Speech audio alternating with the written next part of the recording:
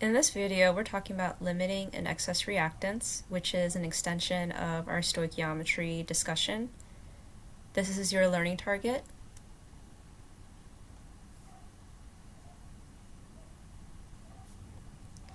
Now let's first start with an example. Let's pretend that we are going to build some cars. And we have 8 car bodies and we are given 48 tires. Now, assuming we're making a regular car, a car has 4 tires. Well, how many cars could we make? We could make 8 cars. If we make 8 cars and each of those cars takes 4 tires, how many tires did we need? We only needed 32 tires. So how many left over? 16 tires are left over. And we say that it's 16 tires in excess. So in this example, if we're talking about limiting reactant and excess reactant, first of all, we're talking about reactants, and so we're only looking at the left side of the arrow. So if we think about the word excess, that means extra, right? And so what is in excess? Which reactant is in excess? It's the tires. We have extra tires left over. Therefore, what was our limiting factor? What was our limiting reactant? It was our 8 car bodies. Once the car bodies ran out, we couldn't make any more. Hence why we could only make 8 cars. So the limiting reactant is the reactant in a chemical reaction that limits the amount of product that can be formed. The reaction stops when all the limiting reactant is used up, and it determines the amount of product that is made in the chemical reaction. The excess reactant remains when a reaction stops after the limiting reactant is completely used up. It is added to make sure the other reactant is completely used. And the excess reactant remains because there's nothing with which it can react. So if we take a look at this example, looking at atoms and molecules, and if we look at the picture, 2 of these circles, 2 of these atoms represent 1 mole of H2, hydrogen gas, okay? So go ahead and count these up. How many moles of hydrogen gas do we have? We have 10. Now do the same thing for oxygen. We have 3 moles of oxygen. So how many moles of water can be produced? Now, to help you out, let's go ahead and draw a water molecule. Now, if you look up here in this balanced reaction, we see that we need 2 moles of hydrogen, 1 mole of oxygen to make 2 moles of water. And H2O is 2 H's and 1 O. So if you remember back in biology, this is where you made the Mickey Mouse ears. So here I have 2 hydrogens and 1 oxygen. So when I do that, I can go ahead and cross this out. So you can go ahead and do that on your paper. And I'm going to keep doing that until I run out of atoms, right? So keep going, and you keep drawing it.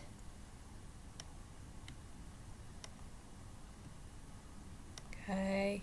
And then you keep going, and I'm sure you're faster at drawing this than I am on my computer. So how many moles of water did you make?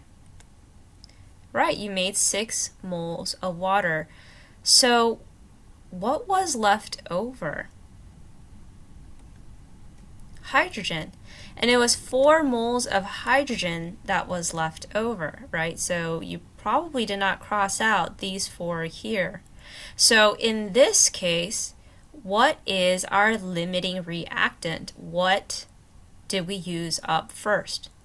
It was the oxygen. And what was the excess reactant?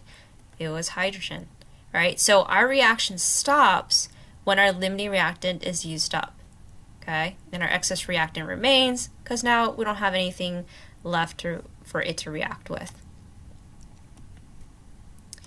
Now, we're going to do some math, and we're going to set it up using dimensional analysis, the fence. So here we have 2 steps. Step 1, for each reactant, we're going to calculate the amount of product formed. Step 2, the smaller answer tells us the limiting reactant and the amount of product that's formed. So remember, these chemical reactions, they're going to stop at a certain point, right? And it's the smaller answer that will tell us how much of the product is formed. Okay, so let's take a look at our first example. We have the reaction, balanced reaction, hydrogen chlorine makes hydrochloric. How many moles of HCl will be produced if 5 moles of hydrogen reacted with 4 moles of chlorine? We're going to determine the limiting reactant and the excess reactant. So let's write down what we're given and what we're trying to find. So you'll notice that we're given two things. It's giving us 5 moles of hydrogen and 4 moles of chlorine, and it wants us to find moles of HCl.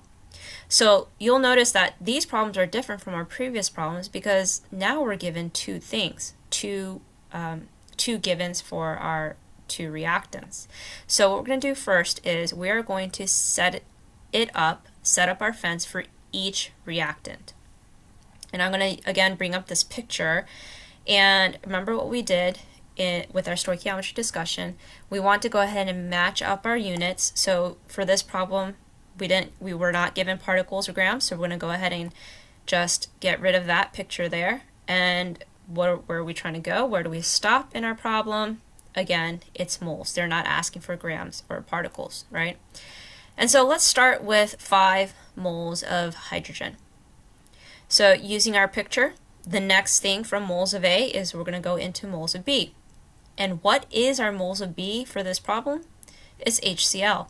So I'm going to go ahead and copy down the unit, and for substance B, that's our HCl, and then we're going to go ahead and replace the arrow with the fence, right? Go ahead and copy down the unit. Grab my pen here. We're going to copy down this unit in the bottom of the fence, same steps as before, and moles of H2 goes to the bottom. So remember what this is, right? Moles of one thing over moles of another. This is called a mole ratio.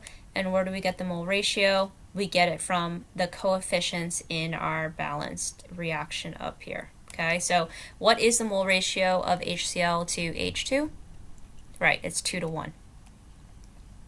So our like units cancel out. We're going to go ahead and multiply that through, divide by 1, and we have 10 moles of HCl that's produced. We're going to go ahead and repeat this step with 4 moles of chlorine. So again, we're going back to this picture over here, and we're back to square one, moles of chlorine into moles of HCl. So you'll notice that we're just going to the same substance B. Okay, so again, we're going to replace that arrow with a fence, copy down your unit. This time the ratio is 2 moles of hydrochloric to 1 mole of chlorine. Like units cancel out, multiply it through, and we have 8 moles of HCl. Now, step 2. The smaller answer tells us the limiting reactant and the amount of product that we will get from this reaction. So bringing up what we did in step 1, we have a final answer of 10 moles of HCl and 8 moles of HCl. So which one is the smaller answer? Right, 8 moles of HCl. That is how much product is produced. So that tells us that chlorine, right here, is our limiting reactant. This will run out first. So if this runs out first, what is in excess? H2 is in excess. Okay, which is what the LR and the ER stand for. All right. Go ahead and try the next example on your own, example B. You can go ahead and pause the video.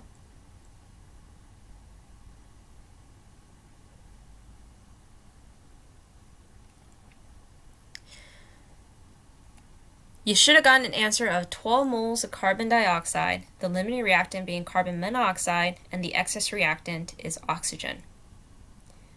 Let's take a look at example C. This time, we are given mass and they want mass. So 100 grams of aluminum, 100 grams of chlorine, how much aluminum chloride will be produced? So let's go ahead and set this up. This is going to be a grams to grams problem. So we're starting off here in our picture. Okay, grams of A. And we have to go through this entire thing. So grams of aluminum, 100 grams of aluminum into moles of aluminum. into moles of aluminum chloride into grams of aluminum chloride. I'm going to go ahead and make that into the fence. And again, just copy down your units. So grams of Al goes down, moles of Al goes down, moles of AlCl3 will go down. Now let's go ahead and fill in our numbers. So remember where it says moles over G, what are we talking about? We're talking about the molar mass. Look on your periodic table, and the mass of aluminum is 1 mole is equal to 26.98 grams of aluminum. The next fence here, we have our molar ratio, where you're going to get it from your balanced reaction. That's a ratio of 2 to 2. And go ahead and pause this video here so that you can calculate the total mass of aluminum chloride, AlCl3. Once you have that, go ahead and play the video again. And we see that 1 mole of aluminum chloride is equal to 133.33 grams. So again, pause the video. Pause the video whenever you need, right? Pause the video and calculate the answer for this setup here. You should have gotten an answer of 494 grams of aluminum chloride. Now we're going to repeat our steps, except this time we're going to start with our other reactant, 100 grams of chlorine. So we go into moles of A, into moles of B, into grams of B, change all that into the fence, and we're going to bring down our units. We're going to fill in the information. I would pause here and try to do this on your own. So 1 mole is equal to 70.90 grams of chlorine. Our ratio is 2 to 3. And again, the same molar mass for aluminum chloride, 133.33 grams over 1 mole. So we get an answer of 125 grams of aluminum chloride. So which one is our smaller answer and therefore the final answer for this problem? 125 grams of aluminum chloride. So what is the limiting reactant for this problem? Chlorine. Which means aluminum is in excess. It will be left over in the reaction. Go ahead and try example D on your own. Given 50 grams of hydrogen and 100 grams of oxygen, how much water will be produced, the mass of water? When you're ready, you can go ahead and play the video again and the answer will pop up. And you should get an answer of 113 grams of water, the limiting reactant being oxygen. And that's it for limiting and excess reactants.